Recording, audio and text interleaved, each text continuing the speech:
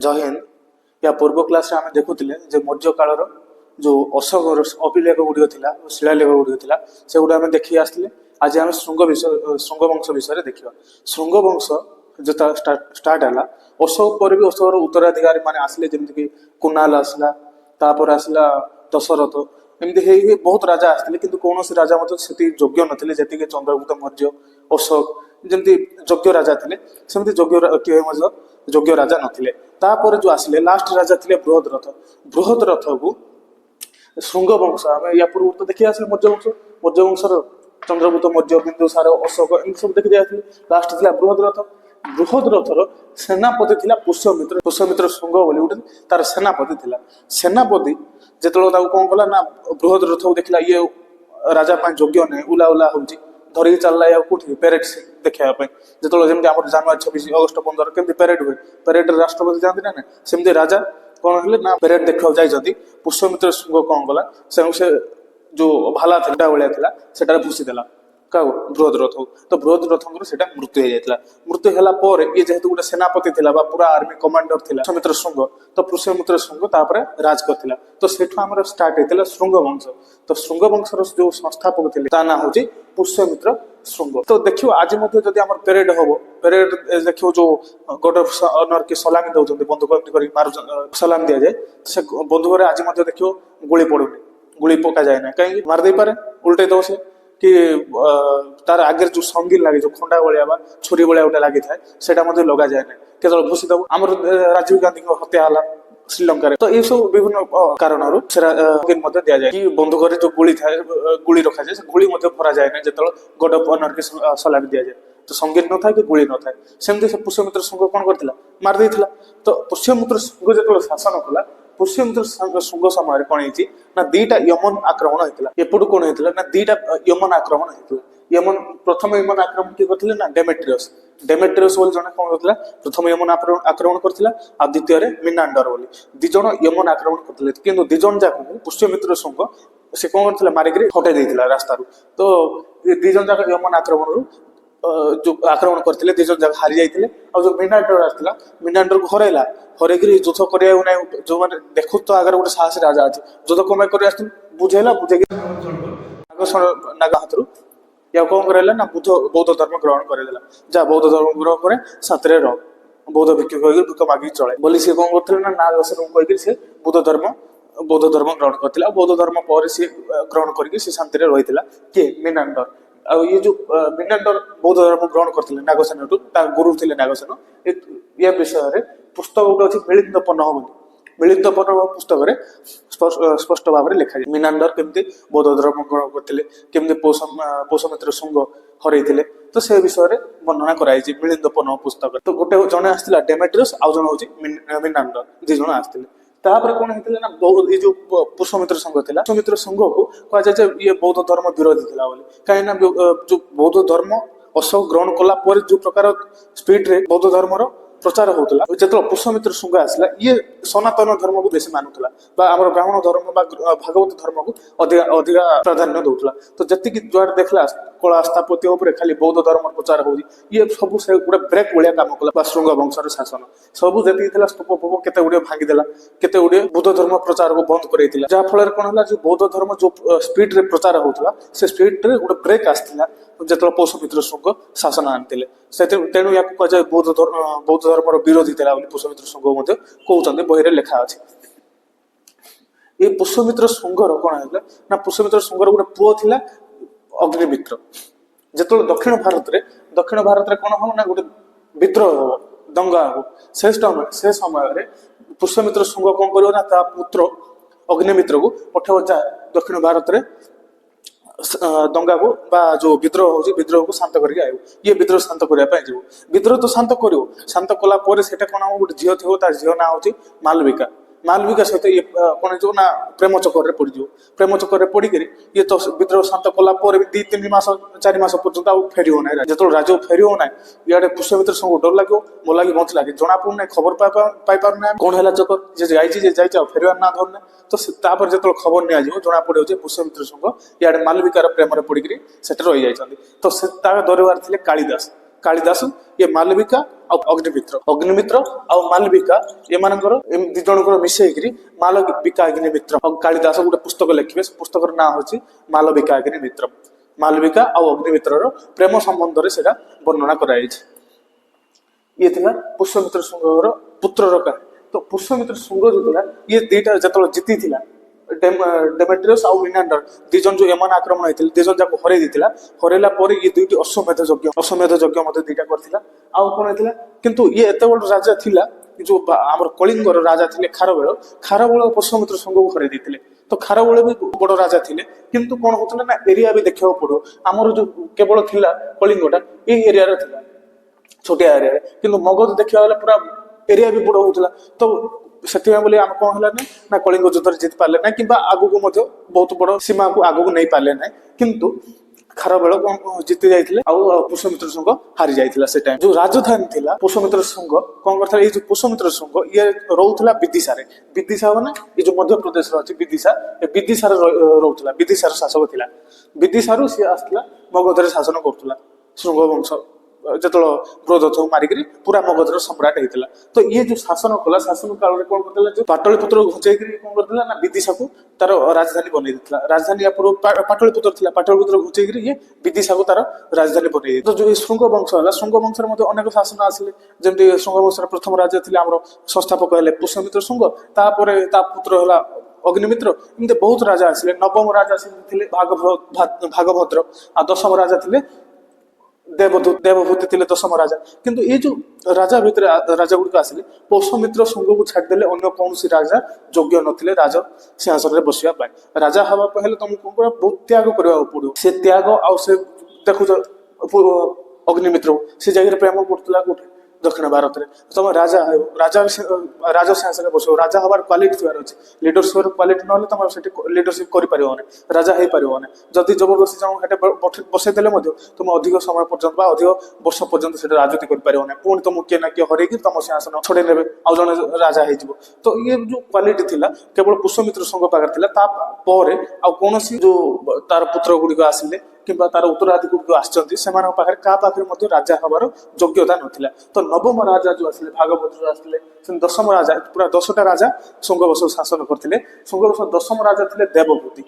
ଏ ଦେବଭୂତି ସମୟରେ କଣ ହେଇଥିଲା, ଗୋଟେ ରାଜଦୂତ ଆସିଥିଲା, ତା ନାଁ ହଉଛି ହେଲିଓଡୋଟସ୍ ଗୋଟେ ରାଜଦୂତ ଆସିଥିଲା ଏପଟୁ। ଏ ରାଜଦୂତକୁ ହେଲିଓଡୋଟସକୁ କଣ କରିଥିଲେ, ୟାକୁ ଭାଗବତ ଧର୍ମ ଗ୍ରହଣ କରାଇଥିଲେ। ଭାଗବତ ଧର୍ମ ପୁଷ୍ୟମିତ୍ର ଶୃଙ୍ଗ ବଂଶ ତ ବ୍ରାହ୍ମଣ ଧର୍ମ ବା ସନାତନ ଧର୍ମ ମଧ୍ୟ ମାନୁଥିଲା। ଜବରଦସ୍ତି ଭାଗବତ ଧର୍ମ ଗ୍ରହଣ କରାଇଦେଲେ। ଯେତେବେଳେ ଇଏ ଭାଗବତ ଧର୍ମ ଗ୍ରହଣ କଲା ପରେ, ଯେତେବେଳେ ଭାଗବତ ପୁରାଣ ବା ଶାସ୍ତ୍ର ଗୁଡକୁ ପଢିଲା ପରେ ୟାକୁ ରୁଚି ଆଉ ଟିକେ ଆସିଲା ଭାଗବତ ଧର୍ମ ସନାତନ ଧର୍ମ ଉପରେ। ରୁଚି ଆସିଲା ପରେ ଇଏ ଯେତେବେଳେ ଜାଣିପାରିଲା ଯେ ଭାଗବତ ଧର୍ମ କଣ, ବିଷ୍ଣୁଙ୍କ ଅବତାର କଣ, କୃଷ୍ଣ ଅବତାର କଣ, ସବୁ ଜାଣିଲା ପରେ ଇଏ କଣ କରିଥିଲା ନା ଗୋଟେ ଗରୁଡ ଧ୍ୱଜ ଅଭିଲେଖ ଲେଖିଥିଲା। କିଏ, ହେଲିଓଡୋଟସ୍ ଗରୁଡ ଧ୍ୱଜ ଅଭିଲେଖ ଲେଖିଥିଲା। ତ ଶୃଙ୍ଗ ବଂଶର ପୁଷ୍ୟମିତ୍ର ଶୃଙ୍ଗ ସମୟରେ ବହୁତ ଗୁଡେ ପୁସ୍ତକ ମଧ୍ୟ ଲେଖା ଯାଇଥିଲା। ଯେମିତିକି ଅଷ୍ଟାଧ୍ୟାୟୀ ପାଣିନି ଲେଖିଥିଲେ, ମନୁ ଲେଖିଥିଲେ। ଆଉ କଣ ଥିଲା ନା ଜାତ ଗ୍ରନ୍ଥ ଲେଖା ଯାଇଥିଲା। ବ୍ରାହ୍ମଣ ଧର୍ମର ବୃଦ୍ଧି ହେଇଥିଲା। ବୌଦ୍ଧ ଧର୍ମ ଯୋଉ ସ୍ପିଡଲି ପ୍ରଚାର କରିକି ତାଙ୍କେ ଆଗକୁ ବଢୁଥିଲେ, ବୌଦ୍ଧ ଧର୍ମର ଗୋଟେ ବ୍ରେକ୍ ସୃଷ୍ଟି କରିଥିଲା ପୁଷ୍ୟମିତ୍ର ଶୃଙ୍ଗ ଟାଇମରେ। ଆଉ ସଂସ୍କୃତ ଭାଷାର ସର୍ବାଧିକ ପ୍ରୟୋଗ ହେଇଥିଲା ପୁଷ୍ୟମିତ୍ର ଶୃଙ୍ଗ ଟାଇମରେ। କାହିଁକି ନା ଯେତେବେଳେ ବ୍ରାହ୍ମଣ ଧର୍ମ ଆଗକୁ ବଢିଲା ତ ବ୍ରାହ୍ମଣ ଯୋଉ ପୁରାଣ ଶାସ୍ତ୍ର ଗୁଡିକ ସଂସ୍କୃତ ଭାଷାରେ ଲେଖା ହେଇଥିଲା। ତ ସଂସ୍କୃତ ଭାଷାର ସର୍ବାଧିକ ପ୍ରୟୋଗ ହେଇଥିଲା। ଏ ସବୁ ପୁଷ୍ୟମିତ୍ର ଶୃଙ୍ଗ ଟାଇମରେ ହେଇଥିଲା। ପୁଷ୍ୟମିତ୍ର ଶୃଙ୍ଗ ବୌଦ୍ଧ ଧର୍ମର ଗୋଟେ ବିରୋଧୀ ବୋଲି କୁହାଯାଏ। କିନ୍ତୁ ସେ ଆମର ମଧ୍ୟପ୍ରଦେଶର ସାଞ୍ଚି ଆଉ ଭରୁଚର ଯୋଉ ଅଭିଲେଖକୁ ପୁନର୍ନିର୍ମାଣ କରିଥିଲେ। ଶୃଙ୍ଗ ବଂଶର ଶେଷ ରାଜା ହେଲେ ଦେବଭୂତି। ଦଶମ ରାଜା ଦେବଭୂତି ଥିଲେ। ତ ଏଇ ଦଶମ ରାଜା ଦେବଭୂତିକୁ ମାରିକି ସଂସ୍ଥାପକ ଯିଏକି ଆମର ବାସୁଦେବ, ଇଏ କଣ କରିବେ ନା କଣ ବଂଶର ଶାସକ ହେବେ। କଣ ବଂଶ ଯୋଉଟା କି ଆମେ ଯଦି ହସିନ ବଂଶ ଯାହା ଦେଖିବା, ସୁରେ ଶୃଙ୍ଗ ବଂଶ, ତାପରେ କଣ ବଂଶର ସଂସ୍ଥାପକ ହେଲେ ବାସୁଦେବ, ଯିଏକି ଦଶମ ରାଜା ଦେବଭୂତିକୁ ମାରିକି ଶୃଙ୍ଗ ବଂଶର କଣ ବଂଶ ପ୍ରତିଷ୍ଠା କରିବେ। କିନ୍ତୁ ଏ କଣ ବଂଶର 4ଟି ରାଜା ଅଛନ୍ତି, କିଏ କାହାକୁ କିଛି କାର୍ଯ୍ୟ ହିଁ କରିନାହାନ୍ତି। ତ କଣ ବଂଶ ପଢିବାର ଆବଶ୍ୟକ ହିଁ ନାହିଁ। କଣ ବଂଶର କୌଣସି କ୍ୱେଶ୍ଚିନ୍ ଆସେ ନାହିଁ। କଣ ଇତିହାସ ତମେ ଖାଲି ରାଜା ହେଇଗଲେ ମନେ ରଖିବ? ଇତିହାସରେ ତମେ ଯଦି ଭଲ କାମ କରୁଛ ତାହେଲେ ଇତିହାସ ତମକୁ ମନେ ରଖିବ। ତ ଇତିହାସରେ ଏମାନଙ୍କୁ 4ଟି ରାଜା ଆସିଛନ୍ତି କଣ ବଂଶରେ, କିନ୍ତୁ କିଏ କୌଣସି କାର୍ଯ୍ୟ ନ କରିବା ହେତୁ କଣ ବଂଶକୁ କେହି ମନେ ପକାନ୍ତି ନାହିଁ ବା କୌଣସି କଣ ବଂଶ ପଢା ଯାଏ ନାହିଁ। ସଂସ୍ଥାପକ ବାସୁଦେବ ଥିଲେ। ତ କଣ ବଂଶକୁ ସେମିତି ଲାଷ୍ଟରେ କୋଣ ବଂଶର ପତନ ହବ। କୋଣ ବଂଶର ପତନ ପରେ ସାତବାହନ ମାନେ ଶାସନ କରିବେ। ସାତବାହନ ଯୋଉ ପ୍ରଥମ ଶାସକ ବା ସଂସ୍ଥାପକ ଥିବେ ସିଏ ହେବେ ଆମର ସିମୁକ ବୋଲି ଗୋଟେ ଲୋକ ରାଜା ହେବେ, ସିଏ ସଂସ୍ଥାପକ ହେବେ ସାତବାହନର। ଆଉ ଯୋଉ ସାତବାହନ ବଂଶ ଥିଲା, ସାତବାହନ ଗୋଟେ ମାତୃ ଶତାତ୍ମକ ଥିଲା। ମାତୃ ଶତାତ୍ମକ ଯେମିତି ଆଜି ତ ଆମର ଭାରତ ଗୋଟେ ପିତୃ ଶତାତ୍ମକ, ଯେମିତି ଯୋଉଠି ବି ଆମର ଆଧାର କାର୍ଡ ହଉ, ଯୋଉଠି ବି ଗୋଟେ ବାପାଙ୍କର ନାଁ ଲେଖାଯାଏ, ବାପାଙ୍କ ନାଁ ପଚରାଯାଏ, ତ ଇଏ ପିତୃ ଶତାତ୍ମକ। ଆଜି ମଧ୍ୟ ଦକ୍ଷିଣ ଭାରତରେ ମାତୃ ଶତାତ୍ମକ ଦେଖିବାକୁ ମିଳୁଛି। ନାୟର ଜନଜାତି ବୋଲି ଗୋଟେ ଅଛନ୍ତି ଦକ୍ଷିଣ ଭାରତରେ, ଯୋଉଟାକି ଆମର ମାତୃ ଶତାତ୍ମକ। ମେଘାଳୟର ଖାସି ଜନଜାତି, ସେଟା ବି ମାତୃ ଶତାତ୍ମକ ଦେଖିବାକୁ ମିଳେ। ତ ମାତୃ ଶତାତ୍ମକ ବହୁତ କମ୍ ଦେଖିବାକୁ ମିଳୁଛି, କିନ୍ତୁ ଭାରତକୁ ଆମେ ପିତୃ ଶତାତ୍ମକ ବା ମାତୃ ଶତାତ୍ମକ ଆମେ କହିପାରିବା ନାହିଁ। ଯେମିତି ଆମ ଭାରତକୁ ଯଦି ପୁରା ସମାଜ ବ୍ୟବସ୍ଥାକୁ ଦେଖିବା, ତାହେଲେ ପୁରୁଷକୁ ଦିଆଗଲା ଅର୍ଥ ବ୍ୟବସ୍ଥା, ଆଉ ଯୋଉ ଘରର ନାରୀ ମାନଙ୍କୁ ବା ମହିଳା ମାନଙ୍କୁ ଦିଆଗଲା ଘରର ସମ୍ମାନ। ଦେଖିବ ଆଜି ମଧ୍ୟ ଯଦି ଜଣେ ପୁରୁଷ ଯେତେ ତାର ଶରୀର ସୁସ୍ଥ ଥାଉ, ଭଲ ଦେଖା ଯାଉଥାଉ, କିଛି ଫରକ ପଡିବାର ନାହିଁ ଯଦି ସେ ଅର୍ଥ ବ୍ୟବସ୍ଥାରେ ଷ୍ଟ୍ରଙ୍ଗ ନାହିଁ ବା ପଇସା ପତ୍ର ଯଦି ଭଲସେ ଇନକମ୍ କରିପାରୁନାହିଁ, ତାକୁ କେହି ପାଶି ପାଟିରେ ପଚାରିବାର ନାହିଁ। କିନ୍ତୁ ମହିଳା ମାନଙ୍କୁ ଯଦି ଗୋଟେ ମହିଳା ବାହାରୁ ପଇସା ଇନକମ୍ କରୁନାହିଁ, ତାକୁ କେହି କୌଣସି କଥା କହିବେ ନାହିଁ। କିନ୍ତୁ ଯଦି ଗୋଟେ ପୁଅ ପିଲା ବା ଗୋଟେ ପୁରୁଷ ଯଦି ବାହାରୁ ଇନକମ୍ କରୁନାହିଁ, ତାକୁ ଅନ୍ୟ କଥା କୁହାଯାଏ। କାହିଁକି ନା ଅର୍ଥ ବ୍ୟବସ୍ଥାର ମୁଣ୍ଡେଇ ଦିଆଯାଇଛି ପୁରୁଷ ମାନଙ୍କୁ, ଆଉ ମହିଳା ମାନଙ୍କୁ ଘରର ସମ୍ମାନ ଦିଆଯାଇଛି। ଆଜି ମଧ୍ୟ ଗାଳି ଦେଖିବ, ବାହାରେ ଦୁଇ ପୁରୁଷ ମାଡ଼ ଲାଗିଲେ ଘରର ମହିଳାକୁ ଗାଳି ଦିଆଯାଏ, କାରଣ ସେ ଘରର ଗୋଟେ ସମ୍ମାନ। ତ ସମ୍ମାନ ହାନି ପାଏ ବୋଲି ମହିଳାକୁ ଗାଳି ଶୁଣିବାକୁ ପଡେ। ସେମିତି ଯଦି କାହାର ଅର୍ଥ ବ୍ୟବସ୍ଥା ଭାଗିବାର ଥିବ, ଦେଖିବ ଦିଟା ମହିଳା ମାଡ଼ ଲାଗିଲେ ଗୋଟେ ପୁରୁଷ ଗାଳି ଶୁଣାଯାଏ ଯେ ତୋ ପୁଅ ମରିଯିବ, ପତି ମରିଯିବ। କାହିଁକି ସେ ଅର୍ଥ ବ୍ୟବସ୍ଥା ଭାଙ୍ଗିଦେବା ପାଇଁ, ଘର ଭାଙ୍ଗିଦେବା ଯୋଉ ଅଭିଶାପ ପଡେ, ତ ଅଭିଶାପ ପଡିଲେ ପୁରୁଷଙ୍କୁ ପଡେ, ଗାଳି ଶୁଣିବାକୁ ପଡେ। ମହିଳା ଇଆଡେ ଘରର ସମ୍ମାନକୁ ବାଧା ପହଞ୍ଚେଇଥାଏ। ତ ଯୋଉ ଭାରତର ସମାଜରେ ପୁରୁଷ ଆଉ ମହିଳାକୁ ଦୁଇ ପ୍ରକାର ଦେଖାଯାଏ। ଗୋଟେ ଅର୍ଥ ବ୍ୟବସ୍ଥାକୁ ଦିଆଯାଇଛି, ଆଉ ଜଣଙ୍କୁ ଘରର ସମ୍ମାନ ଦିଆଯାଇଛି। ସେମିତି ଆମର ଦକ୍ଷିଣ ଭାରତରେ ମଧ୍ୟ କଣ ହେଇଛି ନା ମାତୃ ଶତାତ୍ମକ ବର୍ତ୍ତମାନ ବି କିଛି ଜନଜାତିରେ ଦେଖାଯାଏ।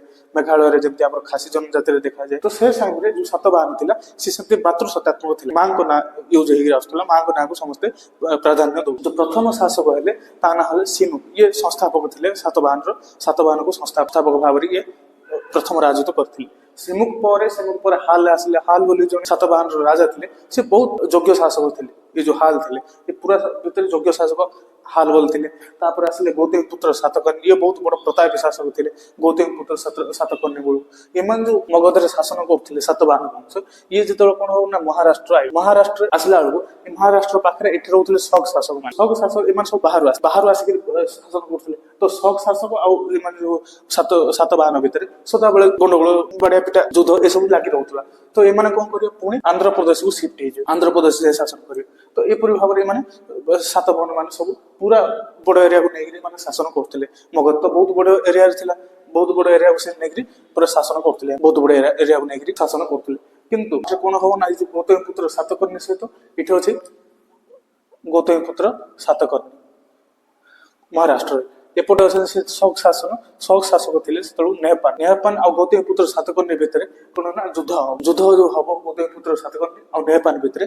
ସେ ଯୁଦ୍ଧରେ କଣ ହେଇଯିବ ନା, ଗୌତମ ପୁତ୍ର ସାତକର୍ଣ୍ଣି ଜିତିଯିବ। ଆଉ ଜିତିଗଲା ପରେ ଗୌତମ ପୁତ୍ର ସାତକର୍ଣ୍ଣି ପ୍ରତାପୀ ଶାସକ ଥିବ, ଜିତିଲା ପରେ ଗୋଟେ କଏନ ତିଆରି କରିବ, କଏନ ଯୋଉଟା ମୁଦ୍ରା ତିଆରି କରିବ।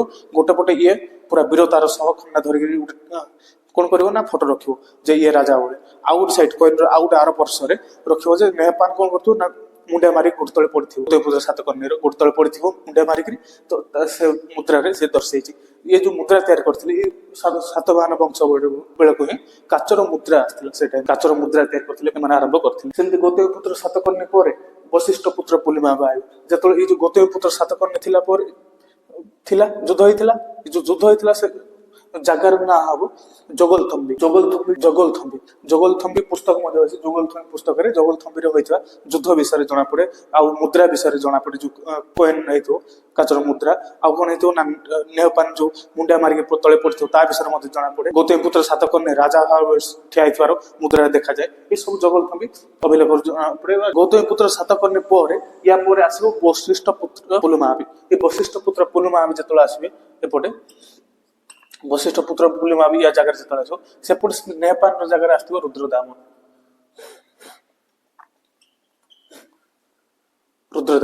ଆଉ ବଶିଷ୍ଠ ପୁତ୍ର ପୁଲମାବି ଆଉ ରୁଦ୍ରଦାମନ ଭିତରେ ପୁଣି ଥରେ ଯୁଦ୍ଧ ହବ। ଯେତେବେଳେ ପୁଣି ଥରେ ଯୁଦ୍ଧ ହବ, ସେତେବେଳେ ରୁଦ୍ରଦାମନ ଜିତିଯିବ ଆଉ ବଶିଷ୍ଠ ପୁତ୍ର ପୁଲମାବି ହାରିଯିବ। ଏଠି ଇଏ ଜିତି ଯାଇଥିଲା, କିନ୍ତୁ ଏଠି ବଶିଷ୍ଠ ପୁତ୍ର ପୁଲମାବି ବେଳକୁ ହାରିଯିବ। ଗୌତମ ପୁତ୍ର ସାତକର୍ଣ୍ଣି ଜିତି ଯାଇଥିଲା, କିନ୍ତୁ ବଶିଷ୍ଠ ପୁତ୍ର ପୁଲମାବି ଇଏ ହାରିଯିବ। ରୁଦ୍ରଦାମନ ଜିତିଯିବ। ସେମିତି ୟାର ଶେଷ ରାଜା ଯୋଉ ଆସିବ ଯଜ୍ଞଶୀର ସାତକର୍ଣ୍ଣି, ଯୋଉ ସାତବାହନର ଶେଷ ରାଜା ଆସିଥିବ ଯଜ୍ଞଶୀର ସାତକର୍ଣ୍ଣି, ଯଜ୍ଞଶୀର ସାତକର୍ଣ୍ଣି ୟାର ଶେଷ ରାଜା ଥିବେ ସାତବାହନ ବଂଶର। ଆଉ ଏଇ ସମୟରେ କଣ ହେଇଥିଲା ନା ଯୋଉ ଭୂମି ଥିଲା ଆଙ୍କର ସାତବାହନ ବଂଶର ଭୂମି ବହୁତ ଉତ୍ପାଦନକାରୀ ଭୂମି ଥିଲା, ଉତ୍ପାଦନ କ୍ଷମତା ବହୁତ ଭଲ ଥିଲା। ଗୋଦାବରୀ ନଦୀ ସାଇଡରେ ଥିଲା ଭୂମିଟା, ଆଉ ନଦୀ ସାଇଡରେ ଥିବା ଯୋଉ ଜଳର ଅସୁବିଧା ନଥିଲା, ପଟୁ ମାଟି ଥିଲା, ଯାହାଦ୍ୱାରା କଣ ହଉଥିଲା ଭୂମିରେ ଭଲ ଉର୍ବରତା ଥିଲା, ଉତ୍ପାଦନ କ୍ଷମତା ବହୁତ ଭଲ ହଉଥିଲା। ଆଉ ଏମାନେ କଣ କରୁଥିଲେ ଯୋଉ ସାତବାହନ ବଂଶ ଭୂଦାନର ଆରମ୍ଭ କରି, ଯୋଉ ବ୍ରାହ୍ମଣ ମାନଙ୍କୁ ଭୂଦାନ ବ୍ୟବସ୍ଥା ଥିଲା, ଭୂଦାନର ଆରମ୍ଭ କରିଥିଲେ ଏମାନେ ସାତବାହନ ମାନେ। କିନ୍ତୁ ଭୂମି ସବୁଠୁ ଅଧିକ କିଏ ଦାନ କରିଥିଲା ସେଟା ହଉଛି ଗୁପ୍ତକାଳ, ଗୁପ୍ତ ବଂଶ। ଆମେ ଗୁପ୍ତ ବଂଶ ଆଗକୁ ଦେଖିବା, ଗୁପ୍ତ ବଂଶ ଏବେ ଆସିବ। ତ ଗୁପ୍ତ ବଂଶର ଯୋଉ ଅଧିକ ଦାନ କୋଉଟା ହେଇଛି ସେଟା ହଉଛି ଗୁପ୍ତ ବଂଶ, କିନ୍ତୁ ଭୂଦାନର ଯୋଉ ଆରମ୍ଭ ହେଇଥିଲା ସେଟା ହଉଛି ଏ ସାତବାହନ ବଂଶ। ଏ ସାତବାହନ ବଂଶ କଣ କରିଥିଲେ ବ୍ରାହ୍ମଣ ମାନଙ୍କୁ ଭୂଦାନର ଆରମ୍ଭ କରିଥିଲେ। ସେମିତି ସେ ସମୟରେ କଣ ହେଇଥିଲା ନା କାଚର ମୁଦ୍ରା ହେଇଥିଲା। ଆଉ ଥିଲା କଣ ସାମନ୍ତ ବ୍ୟବସ୍ଥା। ସାମନ୍ତ ବ୍ୟବସ୍ଥା ଗୋଟେ ବହୁତ ରାଜା ପାଇଁ କ୍ଷତିକାରକ ବ୍ୟବସ୍ଥା ଥିଲା, କାହିଁକି ନା ଯେତେବେଳେ ଯୋଉ ରାଜାର ଅଧିକାରୀ ଗୁଡିକ ଥିଲେ ଯଦି କିଏ ଭଲ କାମ କରୁ ତାକୁ କଣ କରୁଥିଲେ ନା ଭୂମି ଦିଆଯାଉଥିଲା। ଧରାଯାଉ ଯୋଉ ବଡ ବଡ ଅଧିକାରୀ ଥିଲେ ଯେମିତି ପ୍ରଧାନମନ୍ତ୍ରୀ, ସେନାପତି, ଏମାନେ ତ ବଡ ଅଧିକାରୀ ଥିଲେ, ଏମାନେ ଭଲ କାର୍ଯ୍ୟ କରିବେ, ଏମାନଙ୍କୁ ବଡ ବଡ ଦିଆଯିବ। ଯଦି ବଡ ବଡ ଭୂମି ଦେବେ ଆଗକୁ କଣ ହବ ଭବିଷ୍ୟତରେ ନା ରାଜାର ଭୂମି କମି କମି ଯିବ।